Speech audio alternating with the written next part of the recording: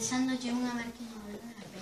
Esto fixera que se enfadara moito con si mesmo, pero en vez de pedirlle perdón, seguiu pegándolle máis días.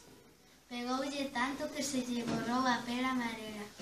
Entón viñeron os polvos e lle dixeron: se lle pegas a ela, estamos pegando todos. O libro Cor violeta dos pulpos está elaborado con pictogramas. Un pictograma é un signo claro esquemático que representa un obxecto real, figura ou concepto.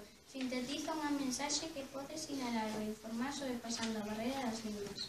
Imos facer un xogo para que vexades o útil e sinxelo que é a comunicación entre pictos. A ver se sodes quen de adivinhalo. Cor violeta dos polvos. O ano pasado a profe Laura enseñounos a facer pulpos de la. Este ano quixemos baixar asuntos de infantil e enseñarle como se faz.